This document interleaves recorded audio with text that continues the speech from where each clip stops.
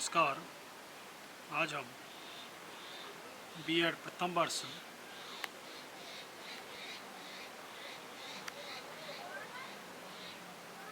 Learning and teaching third paper के अंतर्गत सहभागिता का संप्रत्यय कॉन्सेप्ट ऑफ पार्टिसिपेशन और सहभागिता के स्तर लेवल्स ऑफ पार्टिसिपेशन का अध्ययन करेंगे।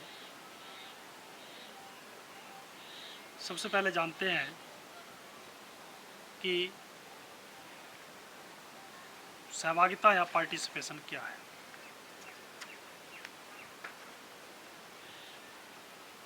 उसमें according to Zimbabwe ministry of education,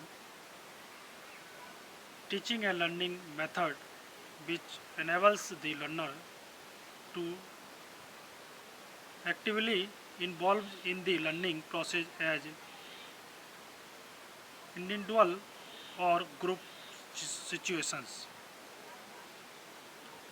शोध अध्ययनों के अनुसार कक्ष में शैक्षिक भिन्नता या एजुकेशनल डिफरेंसेस का सामना करने की दृष्टि से सहभागी या पार्टिसिपेशन मेथड अध्यापक को शिक्षण अधिगम प्रक्रिया बनाने और उसे संगठित करने में मदद करती है।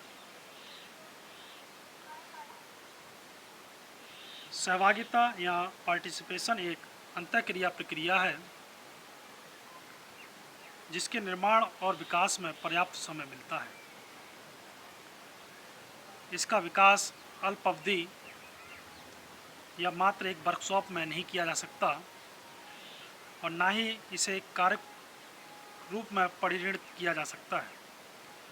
सहभागिता या पार्टिसिपेशन एक प्रोसेस या प्रक्रिया है जिससे जुड़े सभी लोगों को धैर्य और प्रतिबद्धता से काम लेना होता है। यह वह प्रक्रिया है जिसमें लोगों को विपरीत परिस्थितियों में भी धीरज से काम लेना होता है और स्वयं की गलतियों को पहचानना होता है और मन से स्वीकार करना होता है ताकि भविष्य या फ्यूचर में उनकी रिपीटेशन या पुनरावृत्ति ना हो।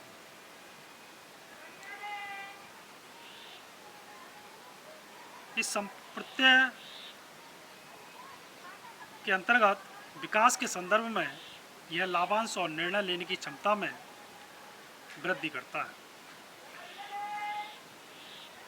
सहभागिता या पार्टिसिपेशन विकास पथ पर निरंतर अग्रसर होती रहती है और इसमें अपेक्षित सुधार भी किए जा सकते हैं।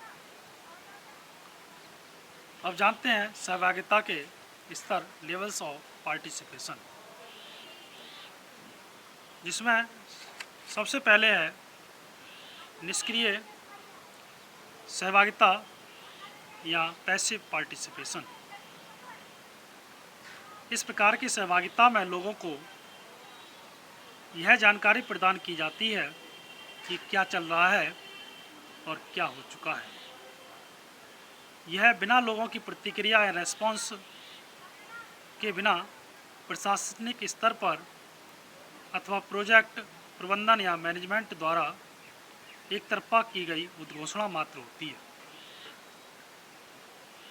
अगला है सूचना प्रदान करने में सहभागिता, पार्टिसिपेशन इन इंफॉर्मेशन गिविंग।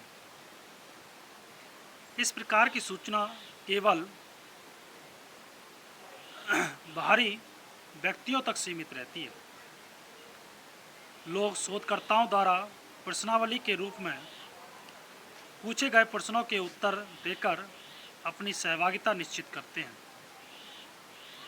लोगों को इस बात की अनुमति प्रदान नहीं की जाती कि वे अनावश्यक रूप से कार्य की प्रगति या प्रोग्रेस में व्यवधान डालें। अगला है विचार विमर्श द्वारा सहभागिता, पार्टिसिपेशन बाय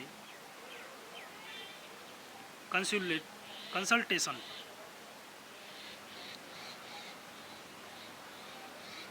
इसके अंतर्गत बाहरी व्यक्ति स्थानीय लोगों के साथ विचार विमर्श कंसल्ट करते हैं और उनके विचारों को ध्यान से सुनते हैं। बाहरी एजेंट लोगों की प्रॉब्लम्स या समस्याओं और उनके समाधान से अवगत कराते हैं और लोगों की प्रतिक्रियाओं के आलोक में इसमें सुधार भी करते हैं। संक्षेप में इस प्रकार की विचार विमर्श की प्रक्रिया प्रोसेस में संपूर्ण पारदर्शिता या पार्शलिटी के साथ कार्य किया जाता है ताकि बेहतर समीक्षा की जा सके। अगला है आर्थिक लाभ हेतु सहभागिता, पार्टिसिपेशन फॉर बेनिफिट्स।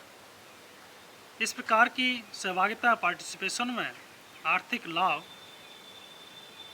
हेतु सहयोग प्रदान किया जाता है। यह लाभ भोजन, पैसा व अन्य आर्थिक वस्तुओं के रूप में हो सकता है। एग्रीकल्चर रिसर्च या कृषि अनुसंधान को इस श्रेणी में रखा जा सकता है जिसमें कृषक या फार्मर अपनी भूमि को अनुसंधान हेतु देता है, लेकिन प्रयोग या अधिगम प्रक्रिया लर्निंग प्रोसेस में उन्हें सम्मिलित नहीं किया जाता। इस प्रकार की सहभागिता प्रायः देखने को मिलती है। अगला है कार्यात्मक सहभागिता, फंक्शनल पार्टिसिपेशन। इस प्रकार की सहभागिता में लोग समूह बनाकर प्रोजेक्ट संबंधी पूर्व निर्धारित उद्देश्यों को प्राप्त करने के लिए मिलजुल कर कार्य करते हैं। इस कार्य में सोशल ऑर्गेनाइजेशन से भी सहायता ली जाती है। इस प्रकार की सहभागिता या पार्टिसिपेशन प्रोजेक्ट प्रारंभ करने के समय या योजना या प्लानिंग बनाते समय नहीं ली जाती, बल्कि तब ली जाती है जब महत्वपूर्ण निर्णय पहले से ले लिए गए हों। इस प्रकार के बाहरी तत्वों पर निर्भर माने जाते हैं, लेकिन ये आत्मनिर्भर या सेल्फ डिपेंडेंट भी हो सकते हैं। अंतःक्रिया सहभागिता, इंटरेक्टिव पार्टिसिपेशन। इस प्रकार की सहभागिता में लोग सामूहिक निर्णयों या डिसीजन में भाग लेते हैं जो भविष्य या फ्यूचर संबंधी योजना प्लानिंग बनाने या और पहले से चल रही योजनाओं को समृद्ध बनाने में सहायक होती है। इसमें अंतर विषयी प्रविधियों, इंटर डिसिप्लिनरी को सम्मिलित किया जाता है ताकि विविध उद्देश्यों को प्राप्त किया जा सके। अंतिम है स्व संचालित सेल्फ मोबिलाइजेशन। इस प्रकार की सहभागिता या पार्टिसिपेशन में लोग स्व प्रेरित होकर व्यवस्था में बदलाव लाने के लिए स्वतंत्र रूप से पहल करते हैं। यह एक क्रांतिकारी कदम होता है।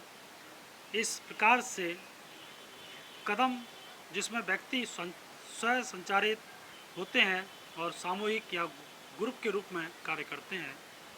वर्तमान विसंगतियां दूर हो सकती हैं या नहीं, इस प्रकार के कदम धन शक्ति के संदर्भ में व्याप्त विसंगतियों के संदर्भ में ही अधिक उठाए जाते हैं, जो एक सहज कार्य नहीं होता। धन्यवाद।